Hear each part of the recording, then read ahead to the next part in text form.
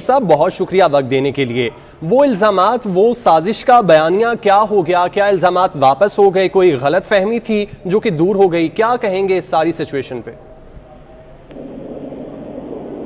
دیکھیں، یہ جو امریکہ اور پاکستان تحریک انصاف کے درمیان جو روابط ہیں یہ کوئی نئے نہیں ہیں. یہ پچھلے 2-2.5 مہینے سے یہ روابط چل رہے تھے، اور پچھلے دنوں پاکستان تحریک انصاف کے جو چیئرمین ہیں عمران خان صاحب، انہوں نے اپنی پارٹی کے ایک رہنما ہیں ڈاکٹر عبداللہ ریاض صاحب، ان کے ساتھ بھی اس سلسلے میں بات کی تھی کہ ہمیں امریکہ کے ساتھ تعلقات بہتر بنانے چاہیے، کیونکہ وہ امریکہ میں ہی رہتے ہیں. اور یہ جو پی ٹی آئی امریکہ نے ایک لابنگ فرم ہائر کی ہے، تو یہ بھی اسی صلاح مشورے کا نتیجہ ہے. اور پھر آپ نے دیکھا کہ خیبر پختونخوا کے جو چیف منسٹر ہیں ان کی امریکی سفیر سے ملاقات ہوئی، اور بھی روابط جو ہیں ان کے بارے میں اطلاعات آ رہی ہیں. تو پاکستان تحریک انصاف ایک طرف تو یہ دعویٰ کرتی ہے کہ اس کے خلاف امریکہ نے سازش کی ہے، دوسری طرف وہ امریکی حکومت کے ساتھ تعلقات بھی بہتر بنا رہے ہیں.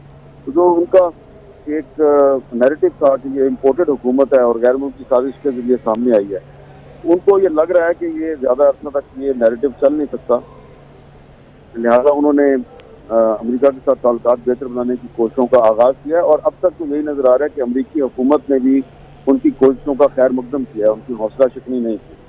ٹھیک ہے حامد صاحب، جیسے کہ آپ نے بھی کہا کہ دوہرا بیانیہ ہی یقیناً سامنے آیا ہے، لیکن کیا سمجھتے ہیں کہ آخر پی ٹی آئی حکومت میں اتنا کانفیڈنس کہاں سے آ جاتا ہے کہ خود فنڈنگ بھی لیتے رہے ہیں لیکن دوسروں پر فنڈنگ کا الزام لگاتے رہے ہیں؟ تو آخر مقصد کیا سمجھتے ہیں کہ پی ٹی آئی آخر ثابت کیا کرنا چاہ رہی ہے؟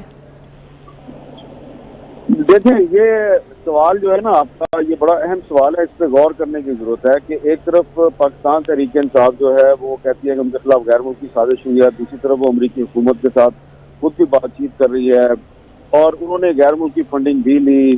عارف نقوی کے ساتھ تعلقات کا عمران خان صاحب اعتراف بھی کرتے ہیں، لیکن اس کے باوجود آپ اس حقیقت سے انکار نہیں کر سکتے کہ پاکستان کی سیاست میں تحریک انصاف جو ہے وہ ابھی تک ایک بہت پاورفل پارٹی کے طور پہ موجود ہے. تو اس پہ سوال پہ غور کریں تو آپ کو جواب یہ ملے گا کہ دراصل پاکستان تحریک انصاف کے مقابلے پہ جو سیاسی جماعتیں ہیں وہ اتنی کمزور ہیں، ان کا نیریٹو اتنا کمزور ہے، ان کی جو قیادت ہے اس کے قول و فعل میں اتنا تضاد ہے کہ جب لوگ کمپیئر کرتے ہیں کہ عمران خان زیادہ بڑی برائی ہے یا نواز شریف بڑی برائی ہے یا آصف زرداری بڑی برائی ہے، کون بڑی برائی ہے، تو پھر وہ سمجھتے ہیں کہ جی عمران خان جو ہے وہ چھوٹی برائی ہے. تو یہ بات آپ لوگوں کو ماننی پڑے گی.